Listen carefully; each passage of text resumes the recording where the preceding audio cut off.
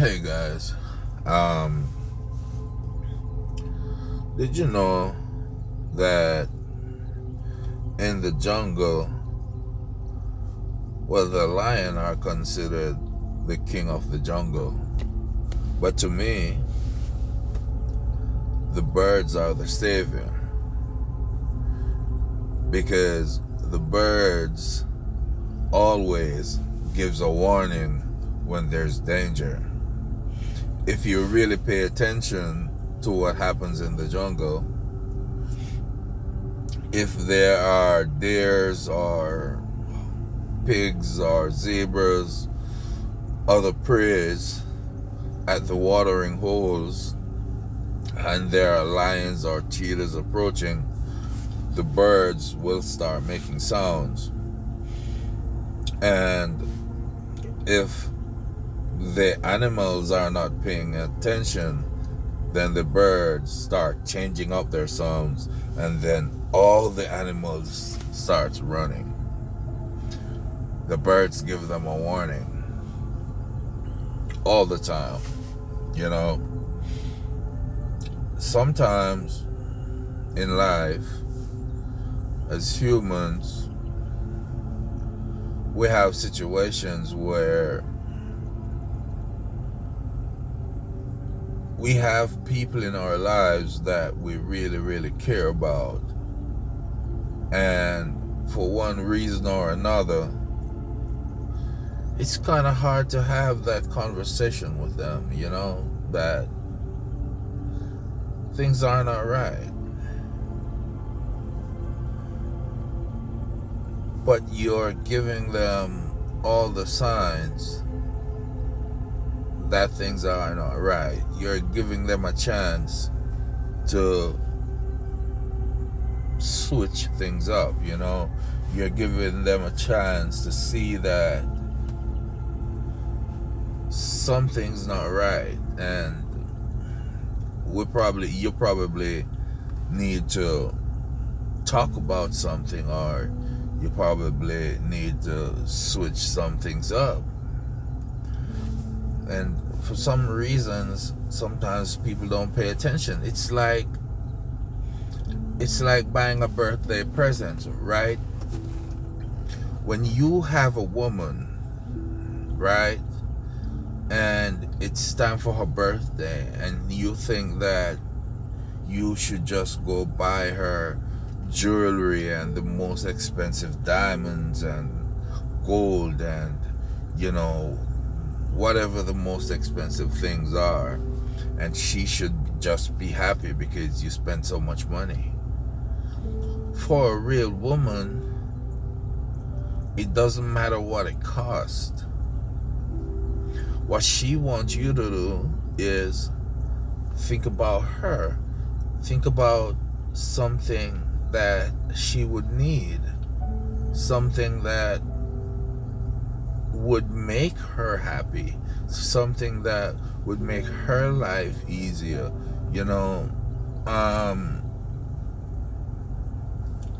something that she would need in her life.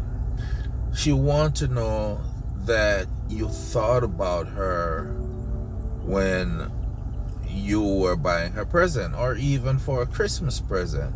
She wants to know that you were thoughtful. It's not just about how much you spend. It's not just about taking her to an expensive restaurant. How about thinking about the food that she really, really likes, right? And it would be a plus if you learn to cook it. I'm a really good cook, by the way. If it's edible, I can cook it and make it taste really, really good. So I don't have a problem in that department. I could cook for her anytime, morning, noon, or night, whatever the meal is. And if she like pastry, if it's edible, I could bake it. So these are not my problems. I'm just talking about life problems. And I'm not saying I've never had these issues. I've had these issues too. in the past. But sometimes life can be so much easier if we spend the time to pay more attention to our partners. We would recognize when something's wrong. We would recognize that when something's not going right, it doesn't mean that it's something to do with you. It could be something to do with work. It could be something to do with family, and she just wants you to be there, and not just asking, are you okay? Are you okay? Are you okay?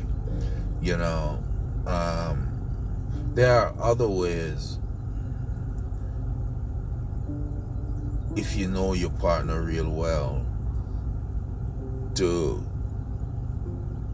be there for them, so they can be comfortable talking to you about what's going on, because sometimes in the homes as couples, we're so distant from each other. We wake up because as couples, we spend less time together through our entire lives than what we spend outside of the home. Because, for example, we get up at 5, 6 a.m. and for some of us who have kids, we start getting the kids ready for school or daycare or whatever, making breakfast, and we get out their house. That's not time that we're really spending bonding, as a couple. Of course it's family time, but it's busy time. And we get out and we go to work, and we at work until 5 p.m., 4, 5, or 6 p.m., whatever it is. And based on how far from home you work, you may get home at 6 p.m., 7 p.m.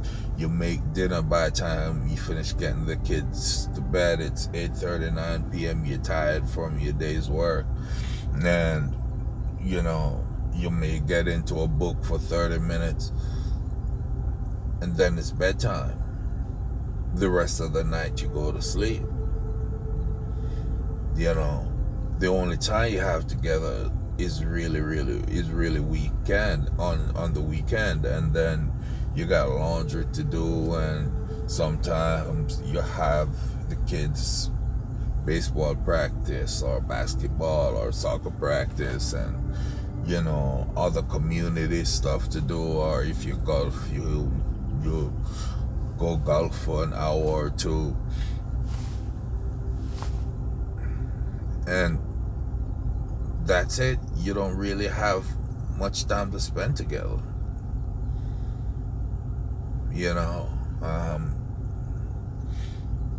You gotta figure out a way to bond a little bit more. Because during COVID, a lot of people were telling me that I was with my partner for 20 years, and now that we're together for 24 hours a day, I realized that I didn't really know this person, because you weren't really spending time with the person. You were getting up, going to work, going to bed.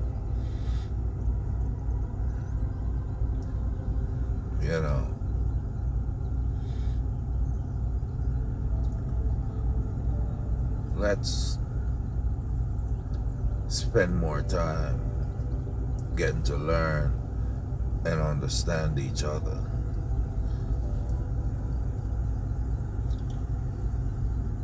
So we can have a lifetime together instead of keep starting over.